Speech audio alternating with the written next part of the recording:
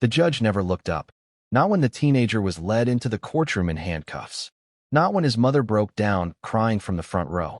Not even when the young man tried to tell him there had been a mistake. The judge simply glanced at the file in front of him and spoke 7 words that would change everything. You're exactly where you belong. Life in prison. For a moment, the room was silent. Then came the whispers. A few people shook their heads. Others smirked. One court officer leaned back in his chair as if the case had already been settled. To everyone watching, this was just another troubled teenager standing before another tired judge in another crowded Chicago courtroom. But they were wrong. Because the 16-year-old standing in chains that morning wasn't who they thought he was. And the case sitting on the judge's desk wasn't what it appeared to be. Within the next hour, federal agents would enter that courthouse carrying evidence nobody in that room had seen. Evidence powerful enough to stop the hearing, expose a hidden connection, and place one of the most respected figures in Chicago under a spotlight he had spent years avoiding. At that moment, though, nobody knew any of that. Not the reporters sitting near the back row. Not the deputies standing beside the courtroom doors.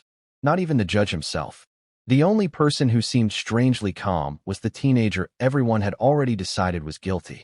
His name was Marcus Johnson, 16 years old, honor student, track athlete, a kid whose teachers described him as disciplined, respectful, and focused. The kind of student schools proudly place on their websites. The kind of son every parent hopes to raise. Yet somehow, Marcus Johnson was standing in criminal court facing accusations serious enough to threaten the rest of his life. And if what the prosecution claimed was true, his future had already ended before it ever had a chance to begin. But if the prosecution was wrong, then something far more disturbing was happening inside that courtroom. Something that stretched far beyond one teenager. Something that involved powerful people, missing evidence, and a chain of decisions that would eventually attract attention from the highest levels of federal law enforcement. The question was simple. How did a straight A student end up standing in chains while a federal investigation quietly unfolded around him? And why would the director of the FBI personally take interest in a case involving an unknown teenager from Chicago? Those questions would lead investigators down a path nobody expected. A path filled with contradictions, missing pieces, and uncomfortable truths.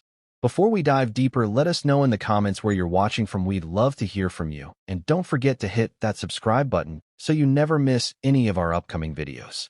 To understand why that courtroom fell silent later that morning, we need to go back several days before Judge Whitaker uttered those 7 words.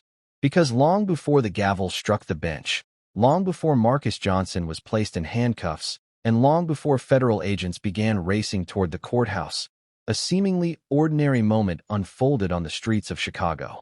At the time, it didn't seem important. Nobody recognized it as the beginning of a story that would eventually shake careers, expose secrets, and place a teenager at the center of a battle he never asked to join. But that ordinary moment would prove to be the first piece of a puzzle that was about to change everything. At first glance, the case seemed simple. That was what made it so dangerous. By the time Marcus Johnson stood before Judge Whitaker, most people in the courtroom believed they already knew exactly who he was. They believed the police report. They believed the charges. They believed the version of events they had been handed. Case closed. Future over. Another teenager headed toward a prison sentence. But the deeper investigators looked, the less sense the story made. Who was Marcus Johnson, really? Was he the violent offender described in official documents? Or was he something entirely different? That question would soon become impossible to ignore. Because outside of that courtroom, people with access to information the public had never seen were asking the very same thing. And they weren't finding answers. They were finding contradictions. Marcus had no history of violence, no gang affiliation, no prior arrests, no disciplinary record at school. Teachers described him as focused. Coaches described him as disciplined. Neighbors described him as respectful. The prosecution described him as dangerous. Somewhere in those competing versions of Marcus Johnson, someone was lying. The second question was even more troubling. Why was he arrested? According to police records, Marcus had been identified as a suspect connected to a robbery investigation. But investigators reviewing the case kept returning to the same uncomfortable detail. The evidence was unusually thin. Witness descriptions were vague. Timelines didn't fully align. Certain reports seemed incomplete. Other documents appeared to be missing altogether. That alone might not have raised alarms. Cases are messy. Mistakes happen. But this case was different. Every time someone attempted to clarify a missing detail, another obstacle appeared. Questions went unanswered. Records arrived late. Evidence seemed harder to locate than it should have been. And then there was Judge Whitaker, the man presiding over the case. A respected figure. A powerful figure. A judge whose reputation had been built over decades. Yet from the moment Marcus entered his courtroom, Whitaker's behavior raised concerns. He wasn't simply skeptical. He appeared determined. Determined to dismiss explanations. Determined to reject delays. Determined to move the case forward as quickly as possible. It was almost as if he feared what might happen if someone looked too closely. And that raised another question. Why? What made this teenager different from every other defendant who appeared before him? Why did Marcus Johnson seem to provoke such urgency? Then there was the mystery nobody could explain. Federal agents. By that morning, multiple people inside federal law enforcement were monitoring developments connected to Marcus's case. Not publicly. Not officially. Quietly. Carefully. The kind of attention normally reserved for matters far larger than a local criminal prosecution. Yet somehow, a 16-year-old honor student from Chicago had become the subject of conversations taking place hundreds of miles away. Conversations involving investigators who had never met him. Conversations involving evidence the courtroom had never seen. Conversations involving names that had not appeared in a single public report. Most people inside that courthouse assumed Marcus Johnson was the center of the story. They were wrong. Marcus was only one piece of something much larger. A piece connected to a secret that nobody inside that courtroom knew existed. Not the reporters. Not the deputies. Not the spectators. Not even Judge Whitaker. Because while everyone focused on the teenagers standing before the bench, another investigation had been unfolding in the shadows. An investigation involving powerful individuals. Private meetings. Missing evidence. And a chain of events that began several days before Marcus was ever placed in handcuffs. To understand why federal agents were racing toward that courthouse. To understand why Judge Whitaker seemed so desperate to finish the hearing. And to understand why Marcus Johnson remained strangely calm while his future hung in the balance. We need to go back 4 days earlier. Back to a quiet afternoon on the south side of Chicago. Back to a moment that seemed completely ordinary. A moment nobody paid attention to. A moment Marcus Johnson himself nearly forgot. Because that was where this story truly began. For days before Judge Whitaker looked down from the bench and declared that Marcus Johnson belonged in prison for the rest of his life, Marcus was focused on something far more ordinary. He was thinking about a track meet. At 16 years old, Marcus lived with his mother, Denise Johnson, in a modest neighborhood on Chicago's south side. Their apartment wasn't large, and it wasn't located in one of the city's wealthiest communities, but to Marcus, it was home. It was where his mother had spent years building a life after tragedy struck their family. It was where she had worked countless overnight shifts, sacrificed weekends, and endured exhaustion so her son could have opportunities she never had growing up. 7 years earlier, Marcus's father had passed away unexpectedly. The loss changed everything. Denise suddenly found herself raising a young boy alone while working long hours as an emergency room nurse at the University of Chicago Medical Center. There were days when she barely slept. There were weeks when bills piled up faster than paychecks arrived. There were moments when giving up might have seemed easier. But she never did. And Marcus never forgot it. While many teenagers worried about video games, parties, or social media drama, Marcus worried about helping his mother. He cleaned the apartment without being asked. He carried groceries upstairs after her shifts. He checked on her when she came home exhausted from work. Friends often joked that Marcus acted older than his age. The truth was simple. Life had forced him to grow up early. Yet despite the challenges, Marcus never allowed hardship to define him. At school, he was known for his discipline. Teachers described him as focused. Coaches described him as dependable. Students described him as respectful. His report cards reflected years of hard work. A 3.9 GPA, advanced classes, strong attendance, consistent academic recognition. His guidance counselor often spoke about college scholarships and future opportunities. Some believed Marcus could attend one of the nation's top universities if he continued on his current path.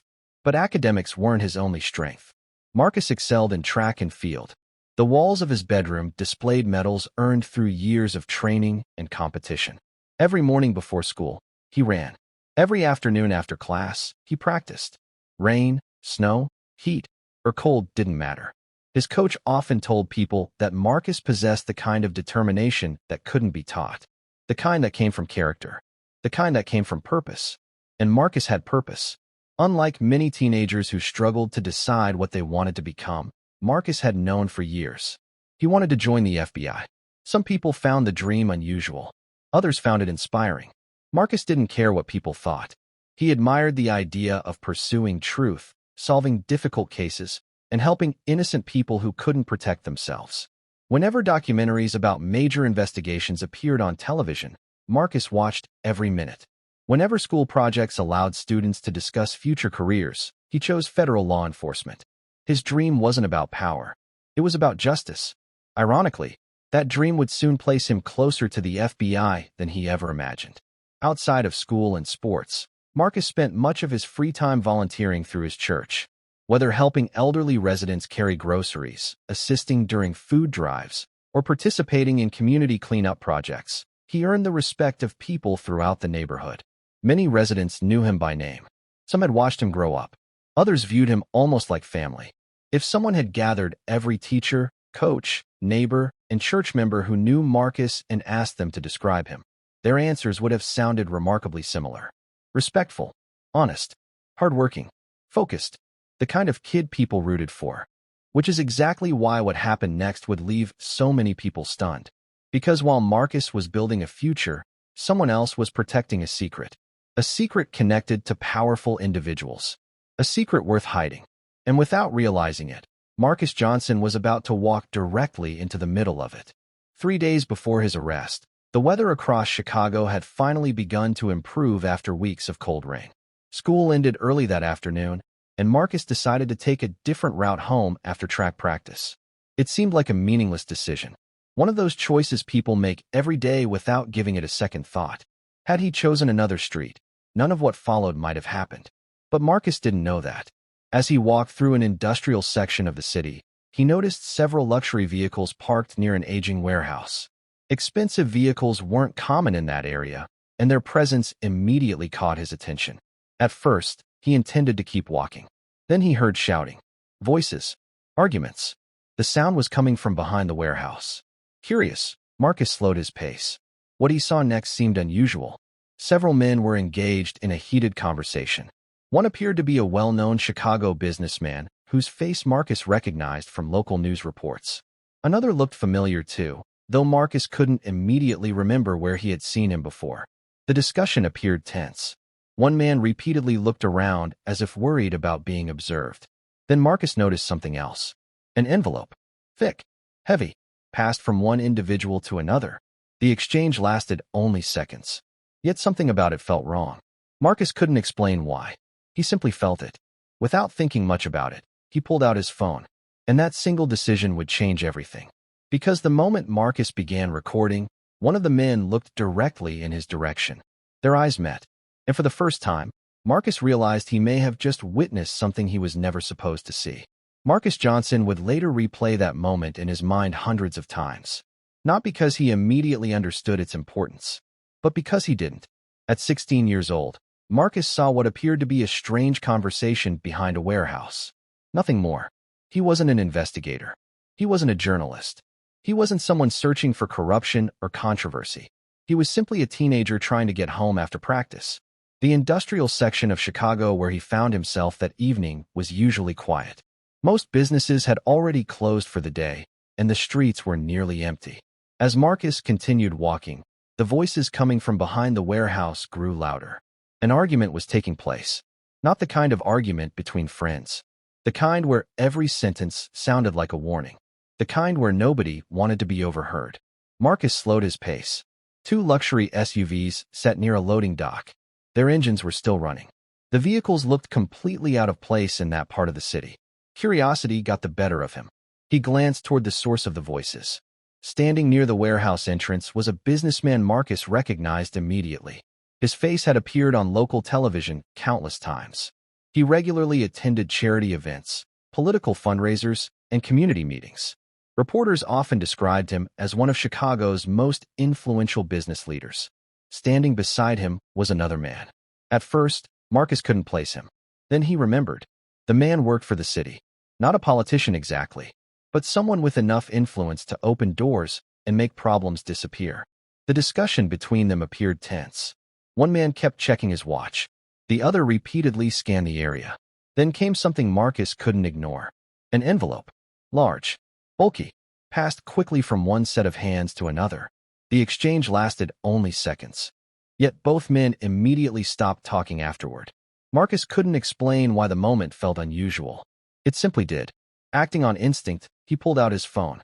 He wasn't trying to expose anyone. He wasn't trying to become part of a story. He simply thought it might be worth recording. Just in case. The camera captured only a brief portion of the encounter. A few seconds. A handful of faces.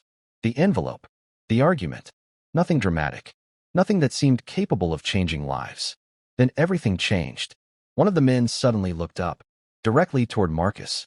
Their eyes met. The reaction was immediate. The conversation stopped. The businessman turned as well. For a brief moment, nobody moved. Marcus felt his stomach tighten. The expression on the man's face wasn't anger. It was concern. The kind of concern people display when something unexpected has happened. When a situation has slipped out of their control. Marcus quickly lowered his phone. He nodded politely, then continued walking. He expected someone to call after him. Nobody did. He expected someone to stop him. Nobody did. Within minutes, he had convinced himself the entire situation was meaningless. By the time he arrived home, he barely thought about it anymore. He ate dinner with his mother, finished homework, prepared for school the next morning. Life seemed completely normal. But several miles away, inside one of those luxury vehicles, the atmosphere was very different. The men Marcus had seen were no longer arguing. Now they were discussing him. Who was he? Had he recorded anything? Did he recognize them? Could he identify anyone present? Questions turned into concerns. Concerns turned into decisions. And those decisions would soon place Marcus Johnson in extraordinary danger. The teenager slept peacefully that night. The men behind the warehouse did not. Because while Marcus believed he had witnessed an ordinary disagreement, they understood something he didn't. If the contents of that meeting ever became public, careers could end. Reputations could collapse. Investigations could begin. The risk was too great.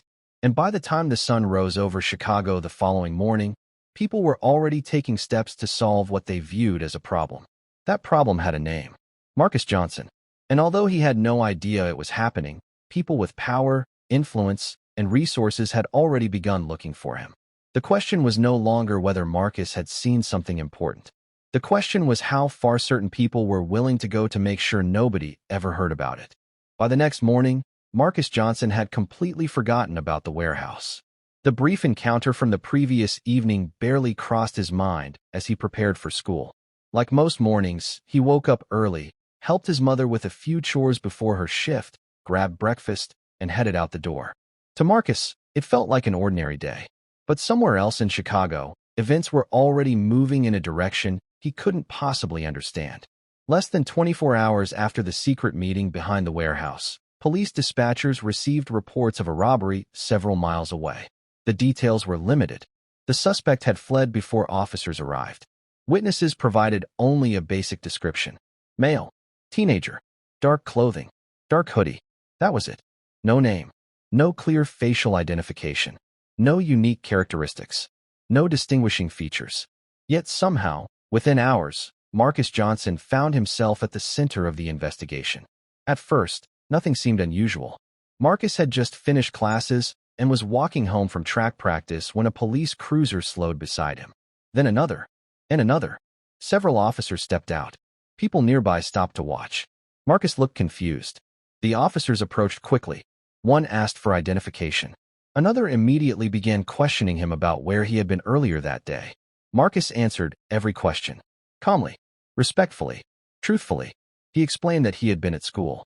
He described his classes. His teachers. His practice schedule. Everything. Yet the officers didn't appear interested in verifying his answers. Instead, their focus remained entirely on him. Witnesses later described the interaction as unusually aggressive. Marcus wasn't resisting. He wasn't running. He wasn't arguing. Yet officers treated him as if his guilt had already been established.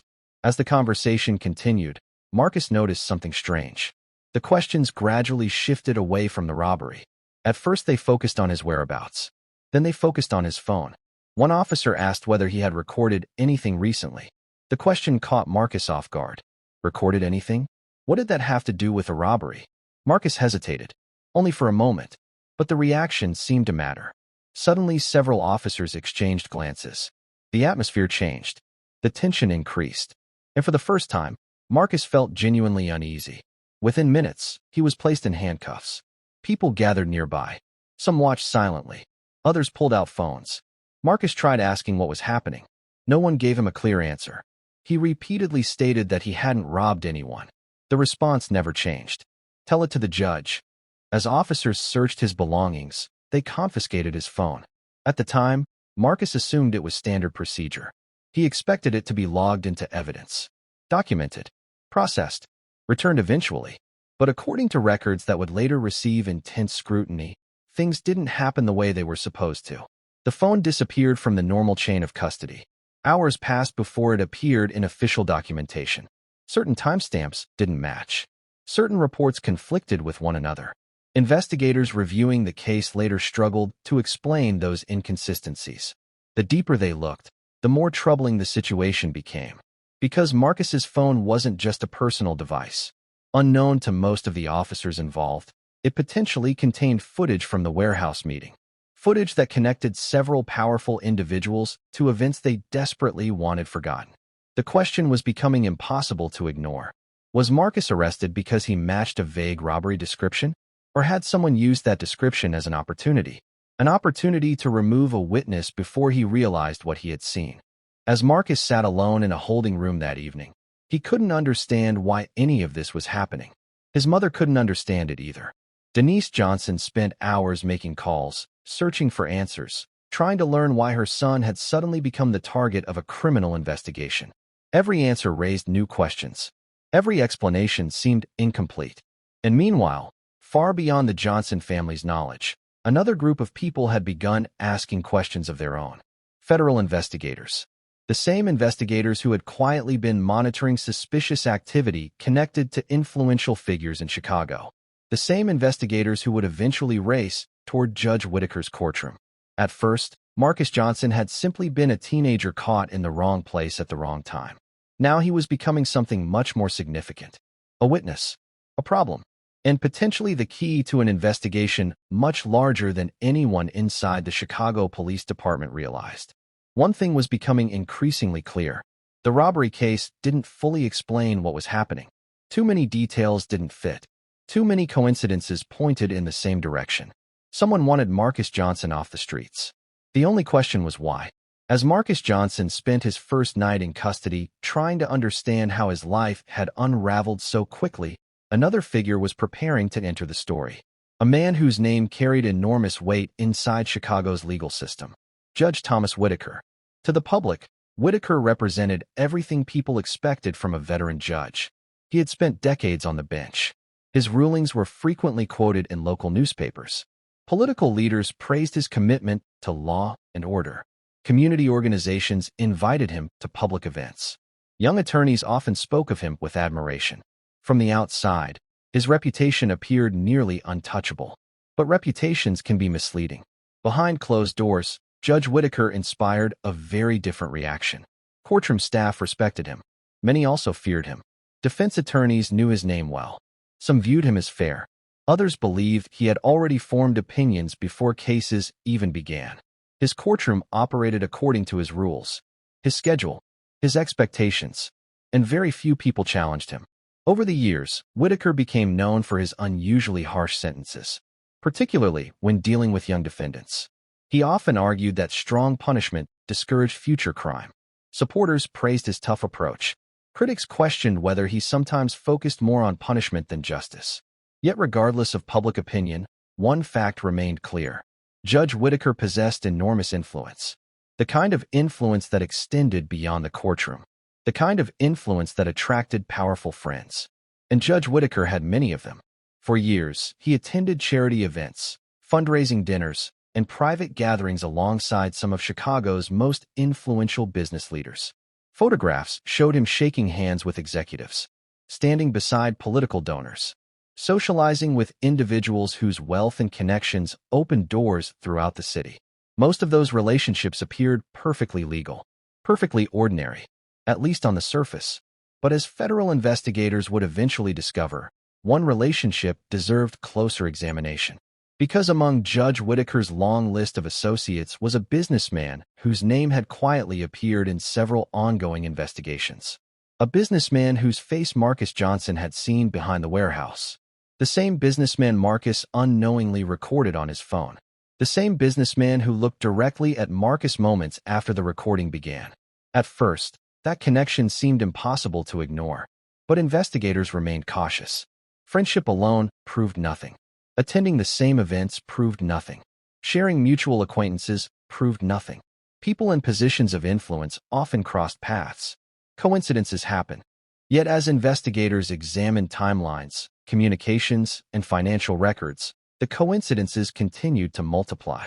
The businessman appeared connected to multiple individuals already under scrutiny. Certain meetings raised questions. Certain transactions attracted attention.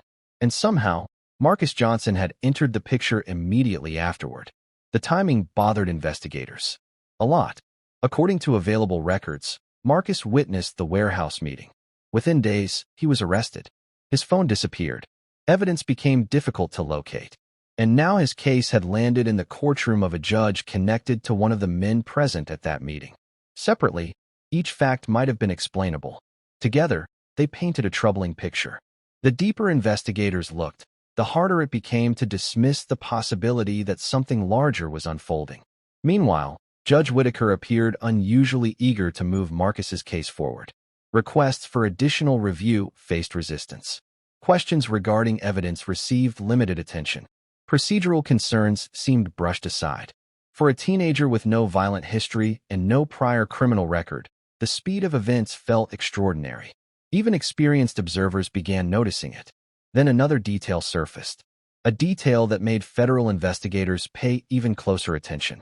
Someone had made inquiries about Marcus Johnson before his arrest became public. Not afterward. Before. The discovery raised immediate concerns. How could anyone have known Marcus would become involved in the case? Unless they already expected it. Unless certain events had been set in motion long before Marcus was placed in handcuffs. The possibility was unsettling. And with every passing day, the official explanation became harder to accept. What initially looked like an unfortunate misunderstanding was beginning to resemble something else entirely. Something planned. Something deliberate. Something designed to remove Marcus Johnson from the equation before he understood the value of what was stored on his missing phone. For Denise Johnson, these developments remained invisible. She simply saw a mother fighting for her son. For Marcus, the situation felt equally confusing. He still believed the truth would eventually clear his name. He still believed someone would recognize the mistake. What he didn't know was that powerful people were working just as hard to make sure that never happened. And if federal investigators were right, Marcus's arrest was not the beginning of the story. It was the next step in a plan already underway. A plan that was starting to look less like coincidence and more like a setup. By the time Marcus Johnson entered Judge Thomas Whitaker's courtroom, the outcome already seemed decided. At least, that was how it felt to everyone watching. The courtroom was packed that morning. Reporters occupied several seats near the rear. Attorneys moved between tables carrying folders and legal documents. Family members of other defendants waited nervously for their own hearings. Most had never heard of Marcus Johnson before that day. Within minutes, many believed they knew everything they needed to know about him. The prosecution presented him as a dangerous teenager connected to a violent robbery. A young man whose future had supposedly been shaped by poor choices. A young man who belonged exactly where he was. Marcus sat quietly and listened. He still couldn't understand how events had moved so quickly. Only days earlier, he had been focused on school assignments, track practice, and helping his mother around the apartment. Now he was sitting in criminal court while strangers discussed his future as if he weren't even present. Across the room, Denise Johnson watched helplessly. The exhaustion on her face reflected days without proper sleep.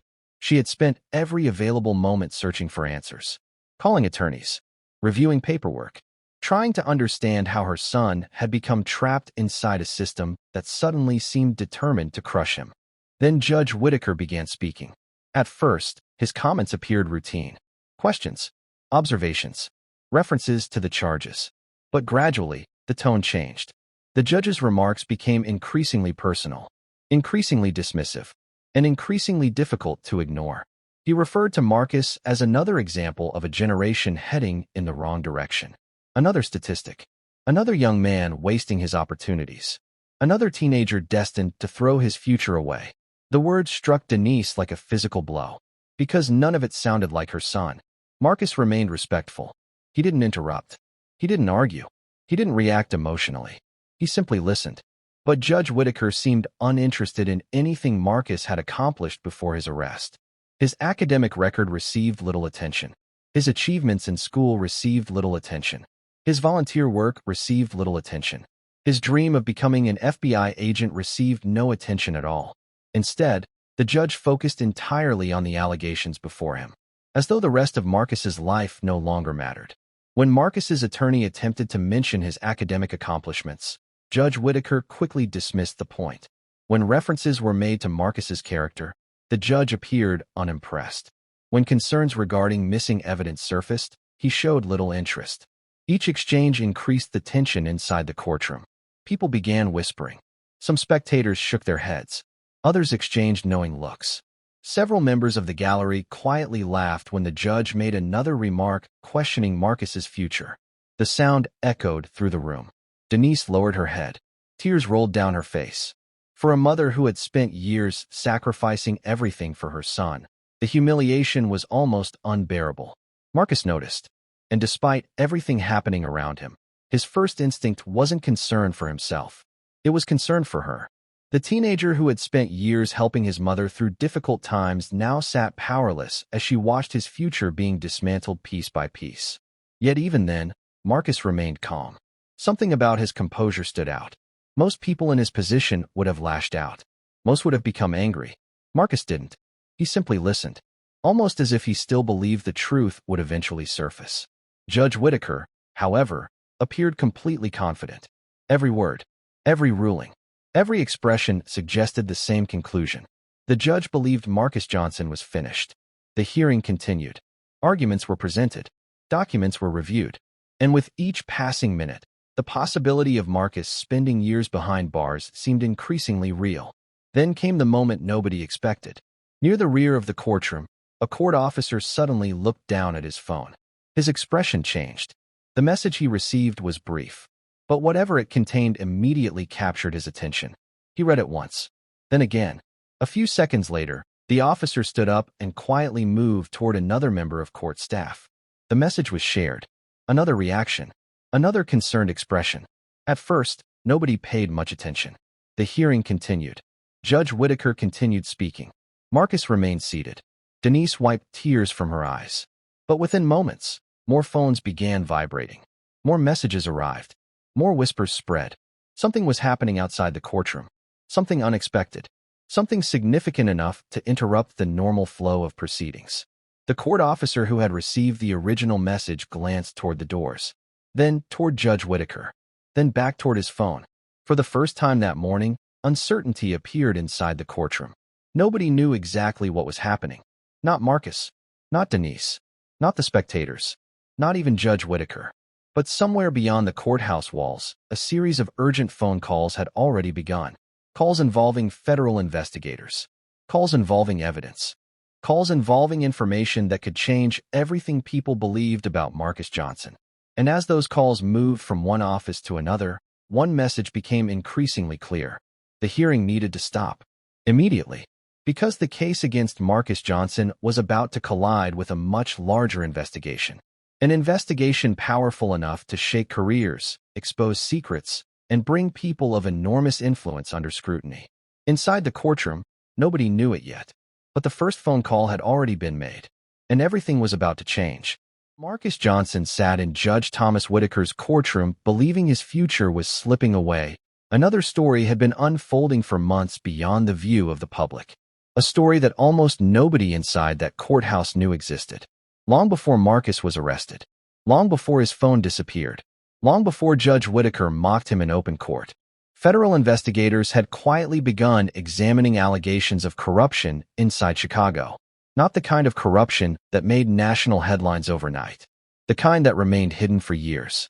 The kind protected by influence, relationships, and carefully maintained reputations. At first, the investigation focused on financial irregularities, unusual transactions, suspicious payments, business agreements that raised questions. As agents dug deeper, those questions multiplied.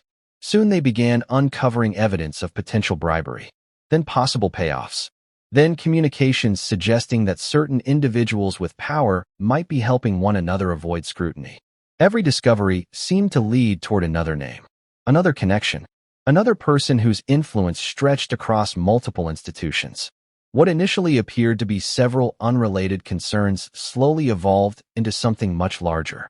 Investigators began suspecting that powerful individuals throughout Chicago had built relationships designed to protect one another. Business leaders, political figures, community influencers, and potentially people connected to the legal system itself. For months, agents worked quietly, carefully, patiently, because investigations involving powerful people required absolute precision. One mistake could destroy years of work. One leaked detail could send everyone involved scrambling to cover their tracks. As evidence accumulated, agents started identifying key individuals who might help explain what was happening. Witnesses, sources, people who had seen things, people who knew things, people whose testimony could become critically important. Then one of those names suddenly appeared on their radar. Marcus Johnson. At first, agents barely noticed him. Why would they? He was a 16-year-old honor student. No criminal history, no political connections, no obvious role in an investigation involving some of Chicago's most influential figures. But then something changed. Agents learned about the warehouse meeting. Then they learned that someone had recorded part of it. Then they learned that the person holding that recording was Marcus Johnson. The discovery immediately attracted attention, not because Marcus understood what he had witnessed, but because federal investigators did. They recognized several faces connected to ongoing inquiries. They recognized patterns. They recognized potential evidence. Most importantly, they recognized risk. Because shortly after the recording was made, Marcus was arrested. The timing was impossible to ignore. One moment, he was an ordinary teenager. The next, he was sitting in custody facing serious criminal allegations. The sequence of events raised immediate concerns. Federal investigators began asking questions. Where was the phone? Who had possession of it? Why had evidence procedures become so inconsistent? Why were records conflicting? And why did everything seem to happen so quickly? As those questions circulated through federal offices, a troubling possibility emerged. Marcus Johnson wasn't simply a defendant in a robbery case. He was a witness who may not even realize he was one. And if that was true, every minute mattered. Agents started reviewing documents at an accelerated pace. Phone records, evidence logs, witness statements, internal communications. The deeper they looked, the more urgent the situation became. Because while Marcus sat in court, critical evidence connected to a broader investigation appeared to be sitting inside the very phone that had mysteriously vanished after his arrest. The implications were enormous. If Marcus was convicted before the truth emerged, key evidence could remain buried. Witness credibility could be damaged. Months of investigative work could suffer serious setbacks. Federal agents understood what was at stake. The hearing couldn't continue, not without someone reviewing the information they had uncovered, not without someone examining evidence the courtroom had never seen, and certainly not without someone explaining why Marcus Johnson had become the target of such extraordinary attention. Calls began moving rapidly between offices. Supervisors were notified. Legal teams reviewed developments. Senior investigators requested updates. Documents were pulled from secure files.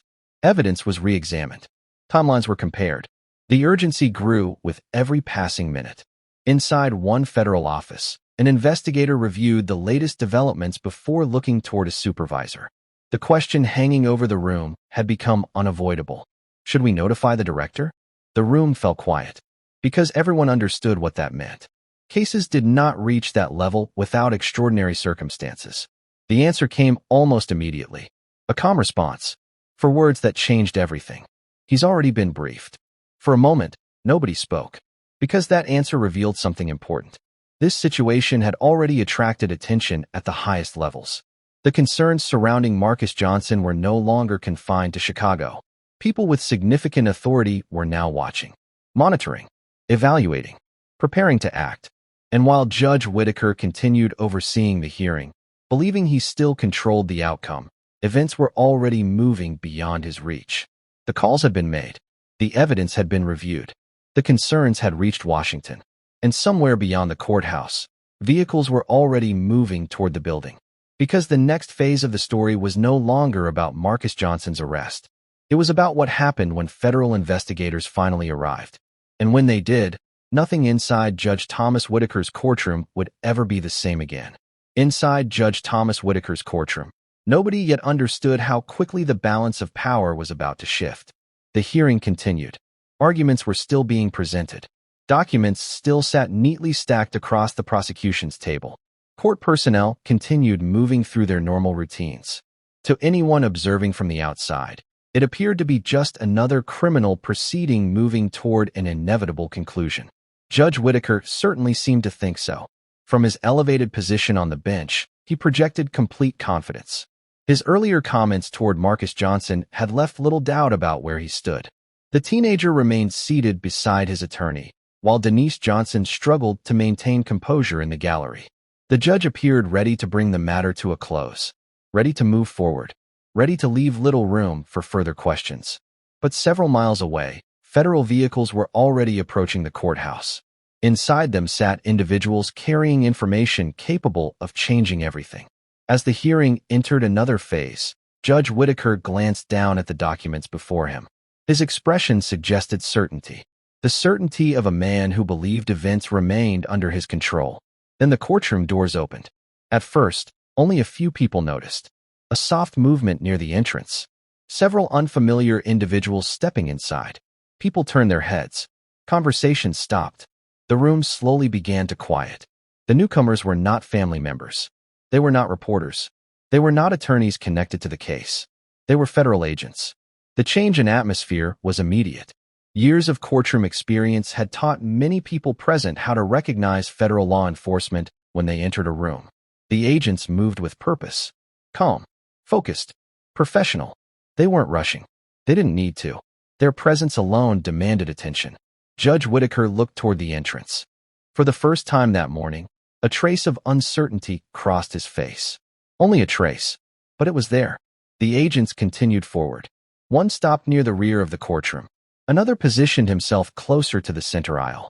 The room grew noticeably quieter.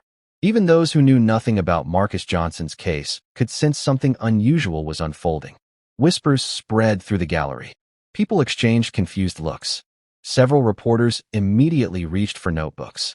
Others checked their phones. Nobody understood why federal agents had entered the hearing, but everyone understood that it mattered. Marcus noticed the agents. So did Denise. Neither spoke. Neither moved. They simply watched. Then the room fell completely silent. Another figure had entered. Unlike the others, he did not stop at the rear of the courtroom. He walked forward. Steadily. Confidently. Without hesitation. No announcement preceded him. No court officer introduced him. No explanation was offered. The silence itself seemed to announce his arrival. People recognized him immediately. Some from television interviews. Others from newspaper photographs. Others from congressional hearings they had seen broadcast across the country. The FBI director. For a moment, nobody seemed able to process what they were seeing. An FBI director did not appear in local criminal courtrooms. Certainly not for routine cases involving teenagers accused of robbery. Yet there he was, walking directly toward Judge Thomas Whitaker. The gallery sat frozen. Court personnel stopped moving.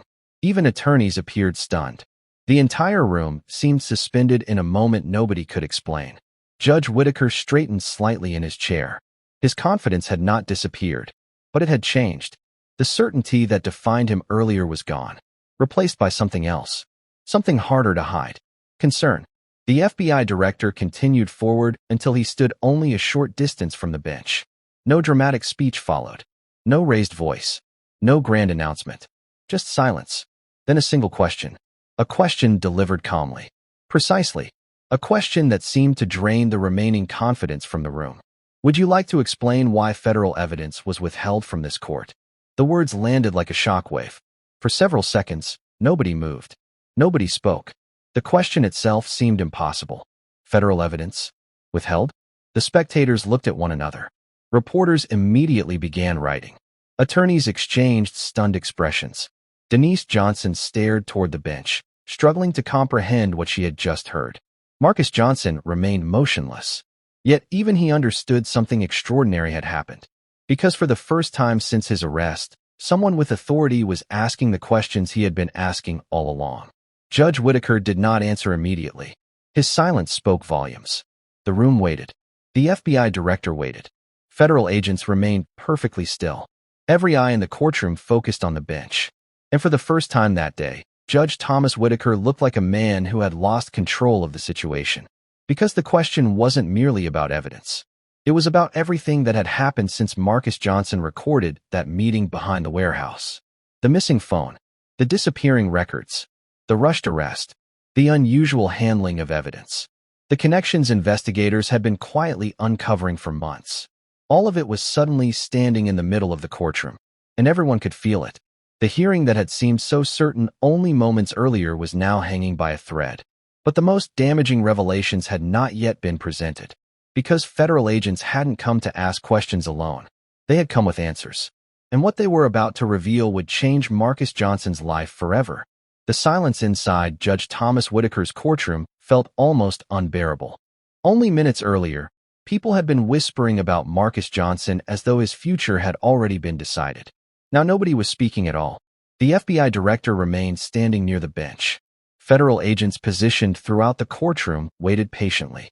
Judge Whitaker sat motionless, and Marcus Johnson watched as the case against him began to unravel piece by piece. The first evidence presented seemed simple enough. A phone. Marcus's phone. The same phone that had disappeared shortly after his arrest. The same phone investigators had spent days trying to locate. The same phone that should have been properly documented from the moment police took possession of it. Yet records showed gaps. Missing entries. Unexplained delays. Questions nobody had been willing to answer. Until now, one federal agent stepped forward and confirmed what many had already suspected. The phone had been recovered. More importantly, its contents had been preserved. A murmur spread across the courtroom.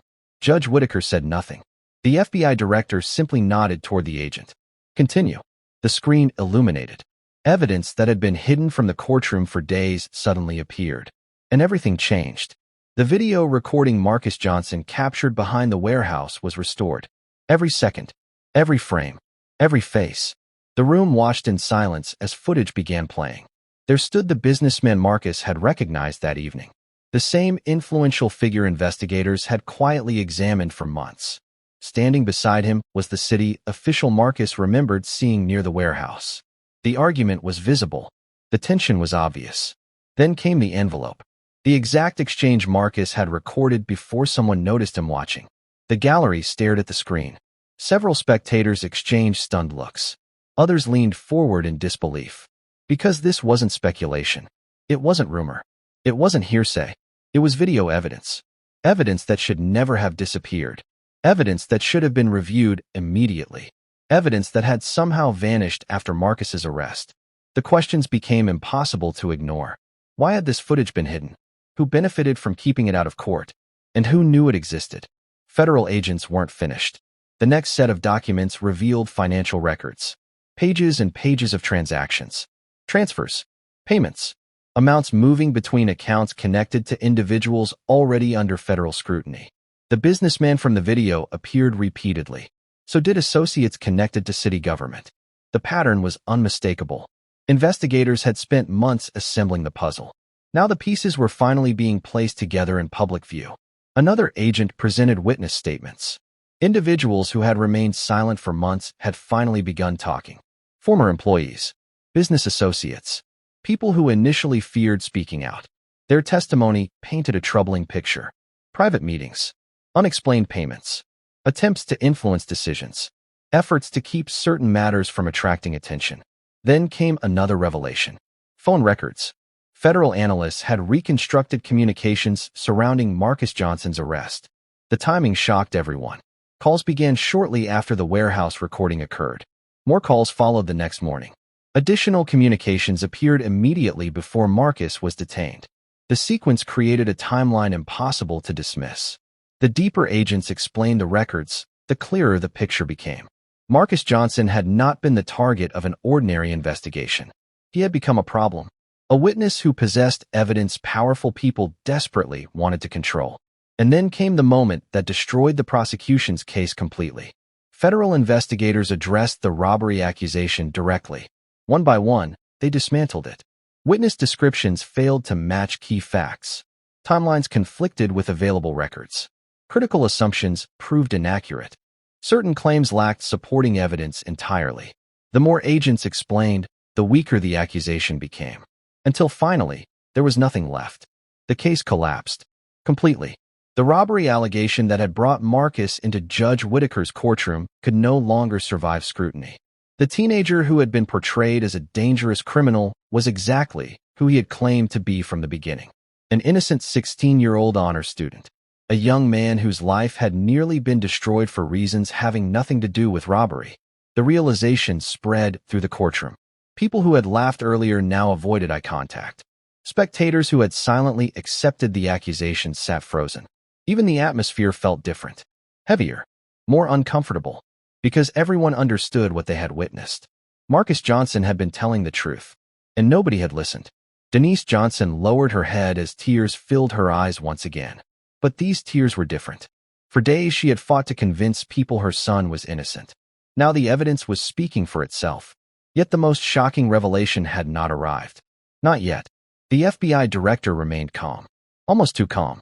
Because he knew something the courtroom still didn't. The missing evidence was only part of the story. The real question wasn't whether evidence had disappeared. The real question was who knew it had disappeared. One final document was placed before the court. A communication record. Then another. Then another. Together they established a timeline investigators had spent months verifying. A timeline connecting key individuals to critical decisions. A timeline showing who knew what. And when they knew it. The courtroom listened carefully as federal agents explained the significance of the records. Every sentence increased the tension. Every detail pushed the story toward an unavoidable conclusion. Then the bombshell finally arrived. Judge Thomas Whitaker had known about the missing evidence. Not afterward. Not by accident. Not recently. He had known. The revelation struck the courtroom harder than anything that came before it. Gasps echoed throughout the gallery. Several people looked toward the bench immediately. Others simply stared in disbelief. Because moments earlier, Judge Whitaker had been the most powerful person in the room. Now he had become the focus of the investigation. And for the first time all day, the man who had mocked Marcus Johnson sat completely silent. The evidence wasn't just exposing corruption. It was exposing him. And what came next would determine whether Judge Thomas Whitaker's career survived the day. For several seconds after the revelation about Judge Thomas Whitaker, nobody inside the courtroom seemed capable of speaking. The silence was unlike anything that had come before it. Not the silence that followed a harsh sentence. Not the silence that followed a shocking accusation. This was the silence that comes when people suddenly realize they have misunderstood everything. Just hours earlier, Marcus Johnson had entered the courtroom in handcuffs. He had been treated like a criminal. Laughed at. Dismissed. Publicly humiliated. Now the entire case had been turned upside down. And federal agents were about to reveal why. The FBI director looked across the courtroom before turning his attention toward the evidence table. The investigation, he explained, had never been solely about Marcus Johnson. It never had been. Marcus was not the target. He was the witness. The room remained frozen. Because that single distinction changed everything. For months, federal investigators had been quietly building a corruption case involving several influential individuals throughout Chicago. What began as questions about suspicious financial activity had expanded into a far-reaching investigation touching business interests, public officials, and individuals with significant influence. The businessman Marcus recorded behind the warehouse had become one of the central figures. The city official standing beside him had become another. And as investigators followed the money, reviewed communications, and interviewed witnesses, additional names continued appearing. One connection led to another, then another, then another. The network was larger than anyone initially suspected. The warehouse meeting had not been random. The envelope had not been insignificant. and Marcus Johnson had unknowingly captured evidence connected to a federal investigation already underway. The teenager standing in court had become the missing piece. The witness investigators didn't know they needed until his recording surfaced. Everything suddenly made sense. The pressure, the missing phone, the rushed arrest, the disappearing evidence, the extraordinary effort to discredit Marcus before anyone reviewed what he had recorded. Federal agents explained that once Marcus's footage was recovered and authenticated, it provided critical confirmation for information investigators had been gathering for months. The recording connected people, timelines, locations, relationships. It transformed suspicions into evidence, and evidence into action. One by one, the names connected to the investigation were revealed. The businessman, the city official, several associates, individuals whose influence had protected them for years, individuals who believed their positions placed them beyond scrutiny. Not anymore. Federal warrants had already been prepared. Investigations had already expanded, and as agents spoke, several people connected to the case were becoming federal targets. The gallery listened in complete disbelief. Some people shook their heads. Others simply stared. The scope of the investigation was far greater than anyone had imagined when the hearing began. But perhaps the most dramatic moment involved the man still sitting behind the bench. Judge Thomas Whitaker. For decades, he had occupied one of the most respected positions in Chicago's legal system. His decisions carried weight. His words carried authority. His courtroom operated under his control. That control was now gone. Federal officials informed the court that immediate action was being taken regarding Judge Whitaker's role in the matter. The findings presented that day demanded review. The evidence demanded review. His conduct demanded review. Within moments, the reality became impossible to avoid. Judge Thomas Whitaker would no longer preside over the case. The man who had mocked Marcus Johnson, the man who had questioned his future, the man who had confidently suggested that prison was where Marcus belonged, was being removed from the very position that gave him that power. A wave of disbelief swept through the courtroom. People who had spent years viewing Judge Whitaker as untouchable were now watching his authority disappear in real time. No dramatic outburst followed. No angry speech. No last attempt to regain control. Only silence. The same silence Marcus had endured while others judged him. The same silence Denise Johnson had endured while fearing for her son's future. Only now, the silence belonged to Judge Whitaker. The balance of power had completely reversed. Less than an hour earlier, Marcus Johnson appeared destined to lose everything. Now he sat exonerated while the individuals responsible for targeting him faced investigations of their own. The gallery watched as the impossible unfolded before their eyes. The teenager everyone underestimated had become the most important witness in the room, and the man who seemed to hold all the power had lost it in a matter of minutes. Yet even after everything revealed that day, one final chapter remained. Because while the courtroom focused on corruption, arrests, and accountability, few people understood how profoundly Marcus Johnson's life was about to change. And what happened after he walked out of that courtroom would become the most emotional part of the entire story. 6 months later, the courtroom felt like a distant memory. The handcuffs were gone. The accusations were gone. The fear that had consumed Marcus Johnson and his mother was finally gone. But the impact of what happened that day would stay with them forever. On a bright autumn morning, Marcus walked through the front doors of his high school for the first time since the case collapsed. He expected an ordinary return. Instead, he was met with something he never saw coming. Students began standing, then teachers, then coaches, one after another. Applause filled the hallway. The sound echoed through the building. Some students cheered. Others wiped away tears. Teachers who had spent weeks defending Marcus's character smiled proudly as he walked past. For a moment, Marcus didn't know how to react. The attention made him uncomfortable. But what moved him most wasn't the applause. It was knowing that people had never stopped believing in him, even when the system had failed him, even when powerful people had tried to silence him, even when his future seemed impossible to save.